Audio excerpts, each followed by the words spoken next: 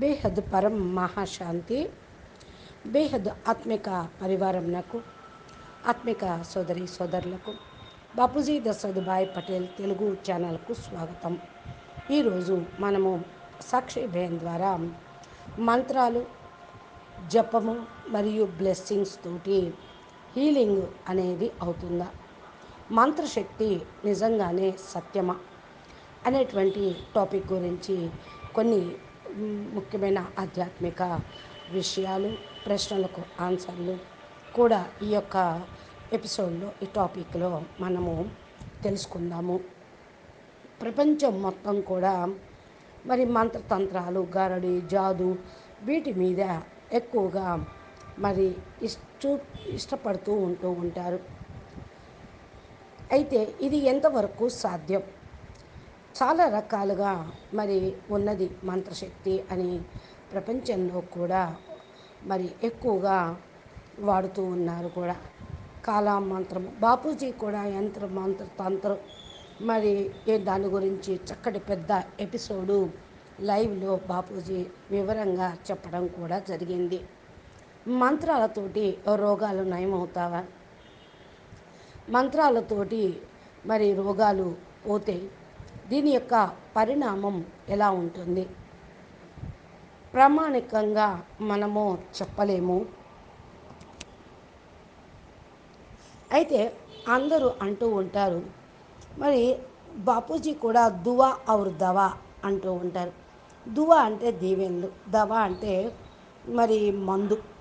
ఆశీర్వాదంతో రోగాలు తప్పకుండా నయమవుతూ ఉంటాయి. అంటే కర్మభోగాన్ని కూడా భగవంతుడు కొద్దిగా తీసేస్తాడు, కానీ ఎక్కువగా అనుభవించాల్సింది తక్కువలో పోతుంది. అది కూడా భగవంతుడి యొక్క శరణు కోరుతూ, ఆయన సేవలో ఉంటూ, ఈశ్వరీయ ఆధ్యాత్మిక జ్ఞాన మార్గంలో పరమాత్మను నమ్ముకొని పురుషార్థం చేస్తూ ఆయన మీద ఏక్ భరోసాగా ఉన్నప్పుడు ఇది సాధ్యమవుతుంది.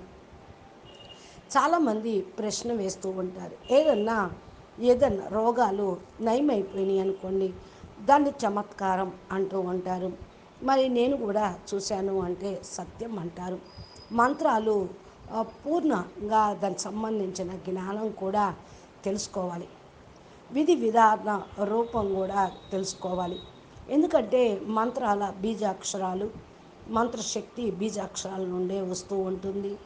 అది సరిగ్గా ఉపయోగించకపోతే, ఉచ్చరించకపోతే దాని పరిణామం చాలా భయంకరంగా ఉంటుంది.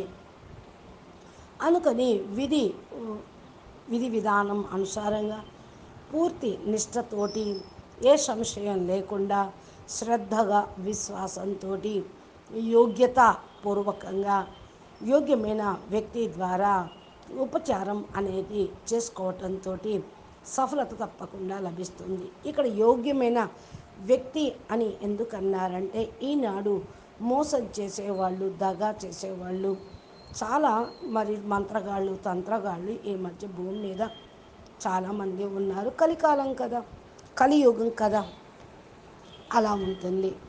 దానిలో మరి ఏ సందేహమూ లేదు, మరి మోసం జరుగుతూ ఉంటుంది అని. కానీ యోగ్యమైన వ్యక్తి ద్వారా ఉపచారం చేస్తే సఫలత అనేది తప్పకుండా లభిస్తుంది. దీనిలో కూడా సందేహం అనేది లేదు.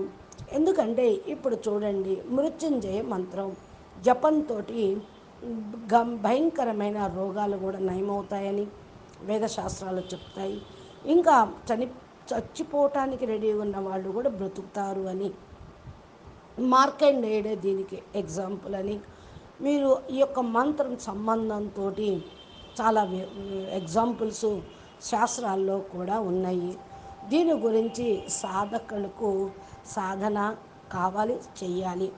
ఏదైతే ఫస్ట్ నుంచి సాధనా మార్గంలో ఉంటూ ఉంటారో వాళ్ళకి మృత్యుంజయ మంత్ర సిద్ధి అనేది తప్పకుండా లభిస్తుంది.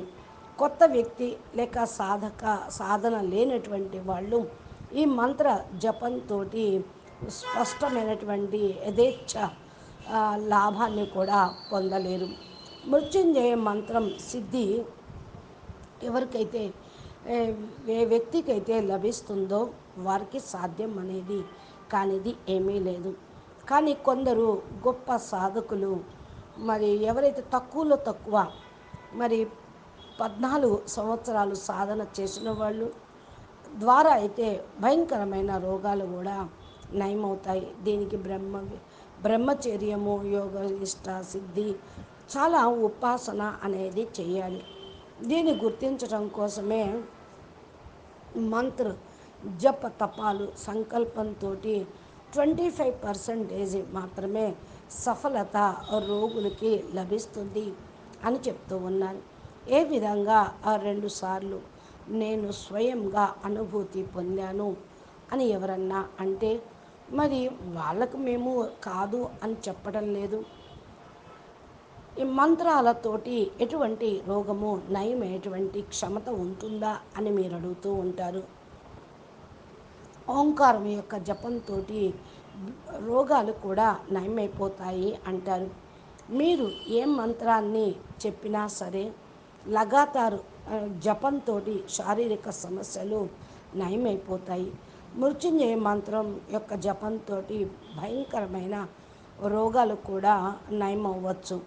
మీకు ఏ యొక్క అనుభవము మరి ఈ మంత్రం ద్వారా దీనికి సంబంధించింది కూడా మీరు నిర్ణయించుకోవచ్చు. కొందరైతే ఆధ్యాత్మిక అనుభవం లేని కారణం వల్ల కూడా ఇది గ్రహిస్తూ ఉంటారు. ఏ విధమైన చైతన్యం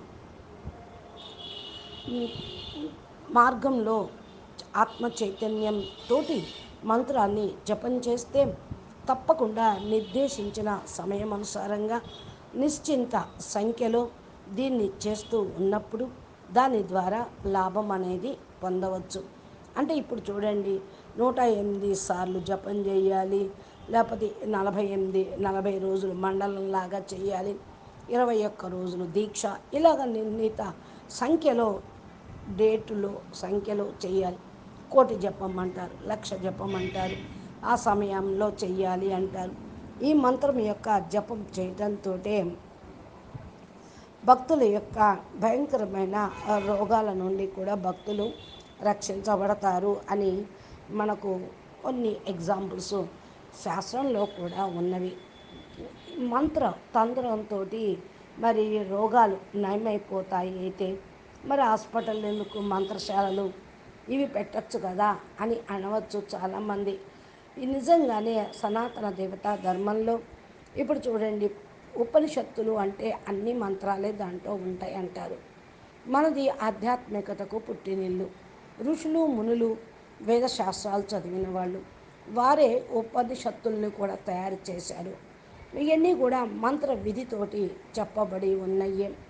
లేకపోతే ఈ యొక్క విద్య బయటికి వచ్చేది కాదు.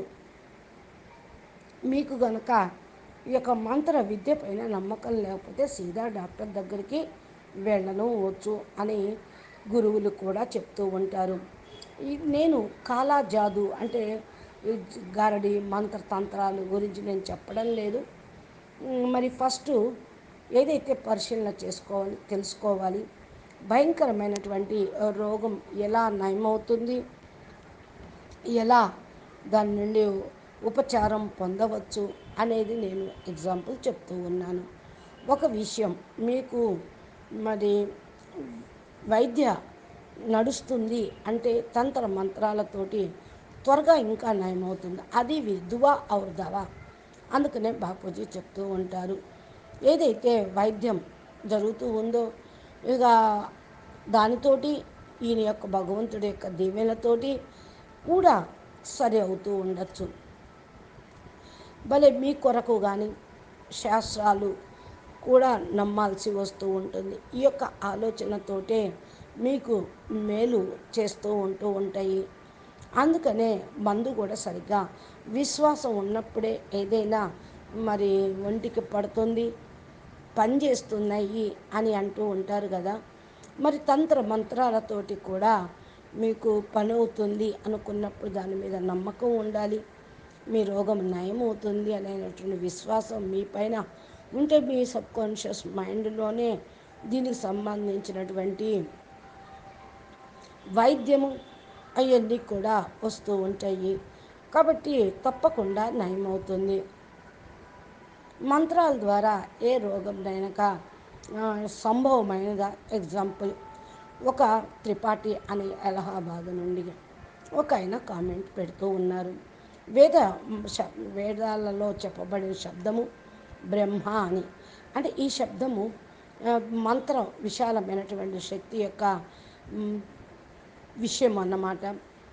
ఆత్మ బ్రహ్మస్వరూపము, సత్యస్వరూపము, లైట్ స్వరూపము. మంత్రాల యొక్క శక్తి అసాధ్యము అనటానికి వీల్లేదు. రోగాల యొక్క ట్రీట్మెంటు చేయటం అనేది కూడా అవసరమే. ఇప్పుడు ఆధునిక విజ్ఞానం కూడా దీన్ని ఆధ్యాత్మికాన్ని స్వీకరిస్తూ ఉంది. అందుకని యుఎస్ఏ సమేత విశ్వం యొక్క విశ్వం యొక్క సమీపంలో సగం దర్జన పూర్తిగా దేశ విదేశాల్లో కూడా సైన్సు, సైలెన్సు, లేకపోతే ఆధ్యాత్మికము రెండింటినీ టాలీ చేసుకుంటూ ఉన్నారు. మంత్ర చికిత్స కూడా చేస్తూ ఉన్నారు కొంతమంది. క్లినికల్ ట్రయల్ కూడా చేస్తున్నారు. దీని పరిణామం కూడా ఇదే చెప్తూ ఉన్నారు. హృదయ రోగులని తీసుకొని ఎగ్జాంపుల్గా వాళ్ళ యొక్క బ్లడ్ ప్రెషర్ని, మధుమేహాన్ని, స్లిప్ డిస్క్ని, బ్రెయిన్ ట్యూమర్ని కూడా తగ్గించిన వాళ్ళు ఉన్నారు.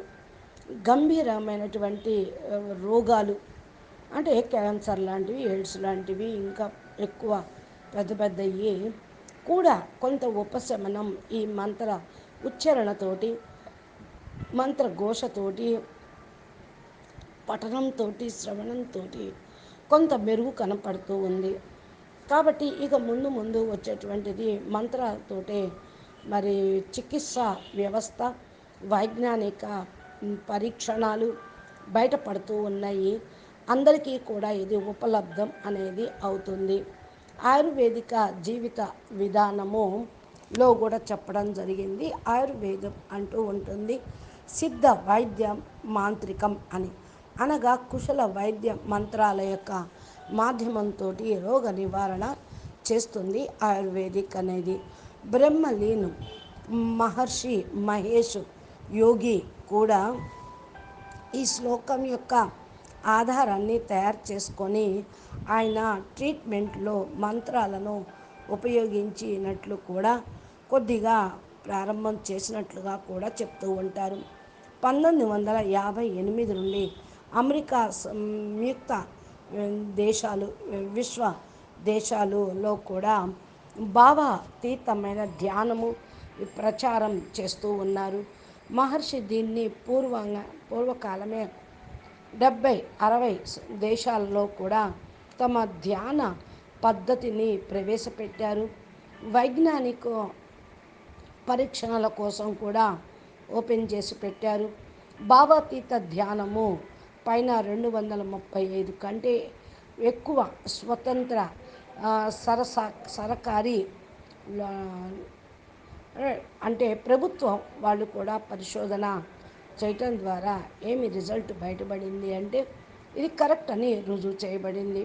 హృదయ రోగులు అంటే హార్ట్ పేషెంట్లు, మరి హై బీపీ వాళ్ళు, ఇస్నోమెనియా అంటే ఆస్తమా లాంటిది, మైగ్రేన్, టెన్షను, వ్యాకులత, డిప్రెషను మొదలైన వాటి నుండి కూడా ఈ మంత్ర శక్తి ద్వారా మరి వాటిని విముక్తి ఇవ్వటము చేయటము జరిగింది. శారీరక మానసిక రోగాలు కూడా దూరం అవుతూ ఉంటాయి. టెస్టింగ్లో కూడా తెలిసింది. ఇది భారతీయ పరంపరాగతంగా జ్ఞానము, వైజ్ఞానిక గీటు రాయి పైన దీన్ని రుజువు చేసి విశ్వం ముందు కూడా ప్రత్యక్షం చేసి అందరి యొక్క స్వీకృతిని కూడా పొందటం జరిగింది. ఈ యొక్క క్రమంలోనే మహర్షి మంత్రాలతోటి రోగాలను నయం చేసినట్లు సైన్స్ తోటి పరీక్షణ చేయించడం కూడా జరిగింది.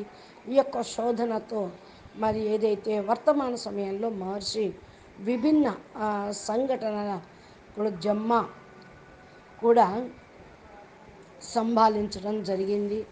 కాబట్టి బ్రహ్మచారి గిరీష్ యొక్క అనుసారంగా 1998లో దీన్ని ప్రారంభించడం కూడా జరిగింది అని చెప్తూ ఉన్నారు.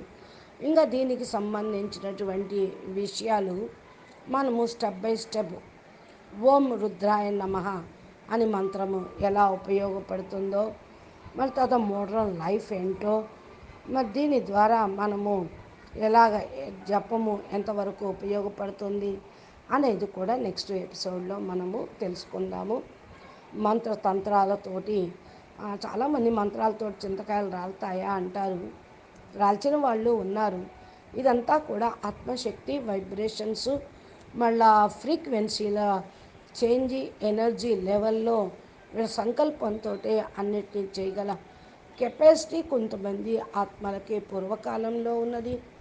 ఇప్పుడు సైన్స్ సాధనాలతోటి జరుగుతూ ఉన్నాయి.